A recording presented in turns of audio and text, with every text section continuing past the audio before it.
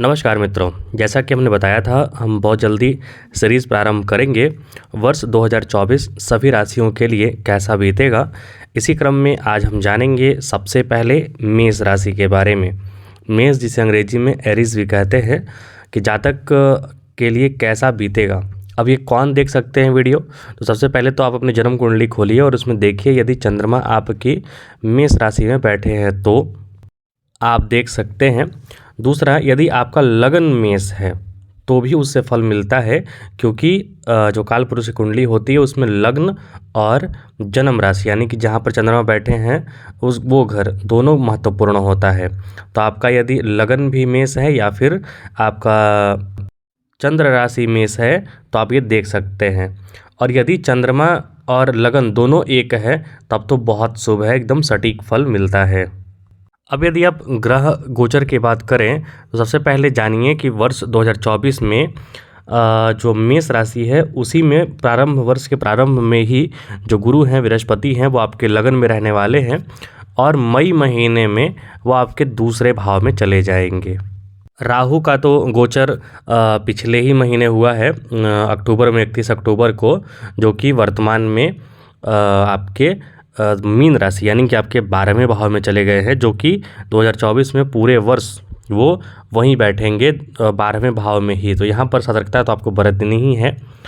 अब आपकी बात करें हम शनि महाराज की, तो शनि महाराज आपके 11वें भाव में बैठे हैं और वो वर्ष के मध्य में मतलब जून से लेकर सितंबर तक वक्री रहेंगे, लेकिन फिर भी वो बैठेंगे आपके 11वें भाव में ही, तो आपके लाभ की स्थिति बनेगी। तो यहाँ पर ये ग्रह स्थितियाँ जो मोटा तौर पर ये रहेंगी, क्योंकि 3 बड़े ग्रह जो कि अपना राशि परिवर्तन जल्दी नहीं करते हैं वो 3 ग्रह ही मुख्य ज़्यादा फल देते हैं। बाकी चंद्रमा तो हर दिन हर 24 घंटे में 26 घंटे में नक्षत्र के अनुसार परिवर्तन करता है अपना घर। और ये भी जान लीजिए कि आपकी जो जन्म कुंडली में जो दशा चल रही है वो दशा भी अभी 50% कार्य करेगी। और ये जो वर्ष फल जो बता रहा हूँ वो गोचर के आधार पर बता रहा हूँ, तो वो भी आपके जीवन पर लागू होगा। तो वर्ष के प्रारंभ में ही आपके जो गुरु हैं वो प्रथम भाव में बैठे हैं, तो शिक्षा और सामाजिक कार्यों में आप बढ़ चढ़कर हिस्सा लेंगे और वहाँ पर आपका जो समय है वो अच्छा कहा जाएगा। ये भी कहा जा सकता है कि आपका जो स्वास्थ्य है वो भी अच्छा रहेगा, क्योंकि शनि महाराज और गुरु महाराज दोनों अच्छे घर में विराजमान हैं। लेकिन राहु जो 12वें घर में बैठा है वो आपकी आर्थिक स्थितियों के लिए बहुत अच्छा नहीं है, क्योंकि वर्ष 2024 में आपका ज़्यादा खर्च होने का योग बनेगा, तो वहाँ पर थोड़ी सावधानी आपको बरतनी है। वर्ष के प्रारंभ में तो आपको ज़्यादा खर्च देखने को मिलेंगे, लेकिन जैसे गुरु जो है बृहस्पति जो है आपके मई महीने में आपके दूसरे भाव में जाएंगे तो लाभ के भी योग बनाएंगे साथ में, जिससे कि जो राहु आपका खर्च करा रहे हैं ज़्यादा स्वास्थ्य पर या फिर आपके ऐश्वर्य पर, सुख पर, कहीं भी खर्च ज़्यादा करा रहे हैं राहु 12वें भाव में जाकर, तो वो बैलेंस करने की कोशिश बृहस्पति देव करेंगे। हालांकि शनि महाराज 11वें भाव में बैठकर आपके लिए लाभ का योग बनाएंगे, व्यापार में खूब मुनाफा दिलाने के भी योग यहाँ पर बन रहे हैं। और जब शनि महाराज वक्री होंगे तो आपके जो कार्य हैं वो काफ़ी तीव्र गति से होंगे, धन धान्य के बढ़ोतरी के साथ रुके हुए काम आपके पुनः प्रारंभ हो जाएंगे। मेष राशि के जातकों के लिए ये साल लगभग यदि कहा जाए अंक प्रतिशत के हिसाब से तो लगभग 70% समझिए तो आपके लिए लाभदायक है। और 30% जो थोड़ा नुकसान है वो राहु की वजह से है, क्योंकि राहु आपके 12वें भाव में बैठे हैं तो आपको उलझा सकते हैं, परेशानी में डाल सकते हैं, व्यर्थ का खर्च करा सकते हैं। हाँ, यदि आप विदेश से जुड़कर या फिर अपने पैतृक स्थान से बाहर जुड़कर यदि आप कार्य करते हैं लाभ कमाने के उद्देश्य से, तो वहाँ पर आपको लाभ मिलने का अवसर हैं।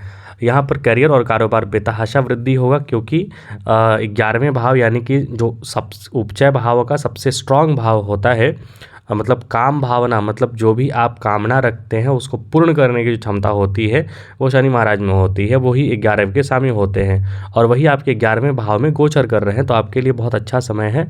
आप कंपटीशन वगैरह के लिए या फिर जहाँ भी मेहनत करेंगे आप उसका भरपूर आपको लाभ मिलेगा। यहाँ पर भाग्य का भी साथ मिलेगा, क्योंकि आपके भाग्य के स्वामी जो हैं आपकी राशि या फिर लगन जो भी है आपका मेष, उसके हिसाब से भाग्य के स्वामी बृहस्पति हैं जो कि आपके अभी लगन में ही विराजमान हैं, तो भाग्य का साथ मिलेगा। और साथ ही साथ जो केतु हैं वो छठे भाव में है, तो मतलब जो भी प्रतियोगी परीक्षाएं हैं या फिर जो भी शत्रु जो आपके एडवर्सरी जो भी हैं सो होंगे, वो आपसे लड़ नहीं पाएंगे। सामने आपको यदि वर्ष के प्रारंभ में हम चर्चा करें तो 3 राशियों के बारे में हमने चर्चा की है। गुरु आपके लगन में रहेंगे, राहु आपके 12वें भाव में रहेंगे, शनि आपके 11वें भाव में रहेंगे। तो उसी प्रकार देखिए तो सूर्य महाराज और आपके लगन के स्वामी मंगल जो हैं वो 9वें भाव में रहेंगे, यानी भाग्य भाव से आपके वर्ष का प्रारंभ करेंगे।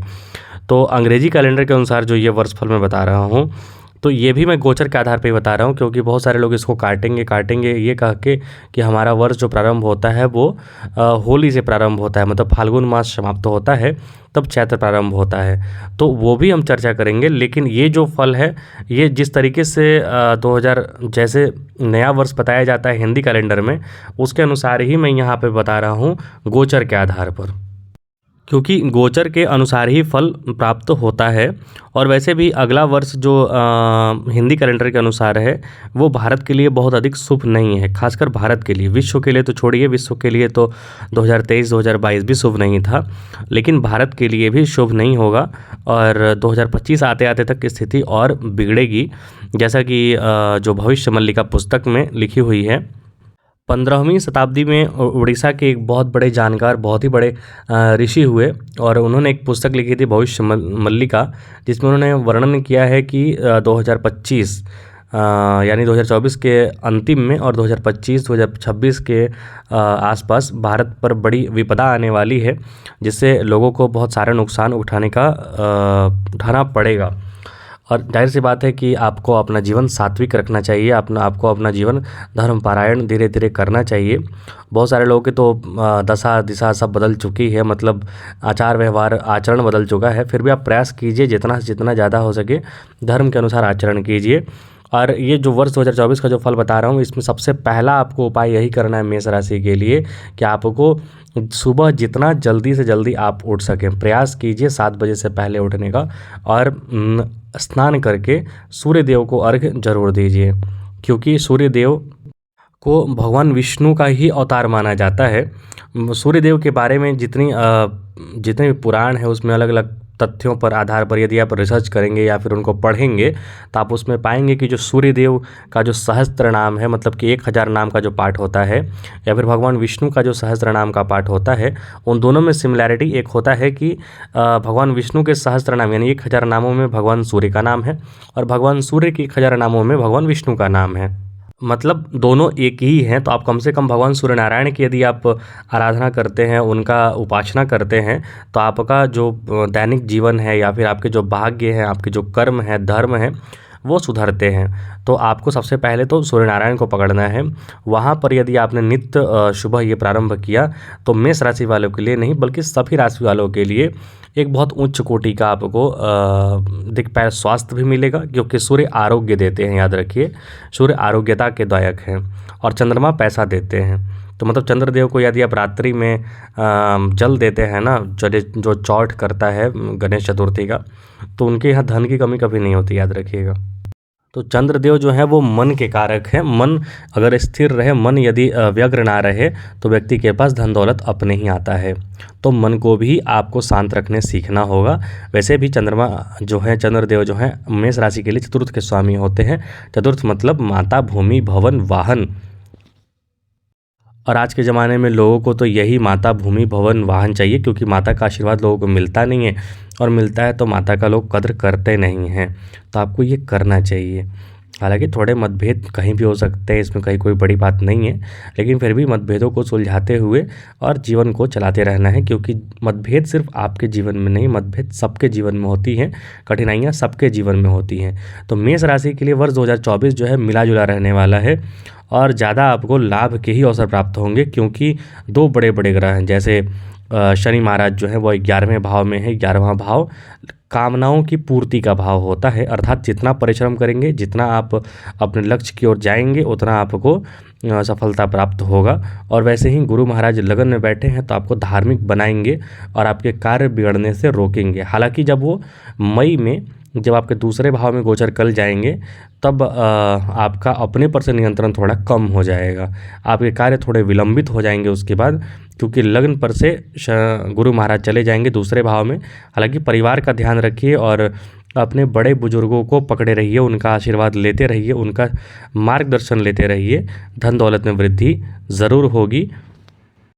और जैसा कि सभी लोग एक रेजोल्यूशन लेते हैं वर्ष जैसे प्रारंभ होता है नया वर्ष, तो ये तो हमारा नया वर्ष है नहीं, लेकिन फिर भी एक लोग रेजोल्यूशन लेते हैं। तो कम से कम यदि आप रेजोल्यूशन ले रहे हैं, नए वर्ष के हिसाब से चल रहे हैं, तो एक रेजोल्यूशन ज़रूर लीजिए कि प्रतिदिन आपको सुबह उठ के स्नान तो करके सूर्य भगवान को अर्घ्य देना ही है, साथ ही साथ कोई भी भगवान का एक नाम, जैसे भगवान विष्णु का सहस्त्र नाम है ना, उन नामों में से कोई एक नाम, और मैं तो आपको सलाह दूंगा कि राम नाम आप पकड़िए, क्योंकि सबसे आसान, सबसे सीधा और सबसे सरल, बिना टेढ़ा, एकदम राम नाम है।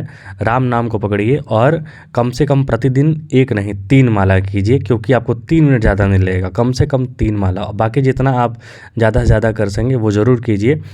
राम नाम का जप ज़रूर कीजिए, क्योंकि याद रखिए व्यक्ति मृत्यु को जाता है या फिर कहीं भी जाता है तो राम नाम ही हर जगह बोला जाता है मोक्ष के लिए, मुक्ति के लिए। और आपको मैं बता दूं कि जो 4 वेद होते हैं उन्हीं का जो साक्षात अवतार था ना, वही रामायण ग्रंथ है। और रामायण का सार क्या है? राम। तो आपको कोई भी ग्रह गोचर का आप उपाय कीजिए ना कीजिए, कोई फ़र्क नहीं पड़ता, क्योंकि वो तो इस जन्म के लिए है, लेकिन अगले सारे जन्मों के लिए, पिछले सारे जन्मों के लिए और अपने संपूर्ण सुख शांति के लिए, क्योंकि राम मतलब होता है सुख, और अपने सभी सुख शांति के लिए राम नाम का जप आप अवश्य करिए, इस वर्ष प्रारंभ कीजिए। तो ये मेष राशि के लिए है। अगर हम बहुत जल्द वृष राशि के लिए लेकर आएंगे। मेष राशि के लिए आपके लिए बहुत अच्छा बीते ये वर्ष, आप मेहनत कीजिए और धार्मिक बनिए। देखने के लिए बहुत बहुत धन्यवाद। जय हिंद, जय भारत, जय श्री राम।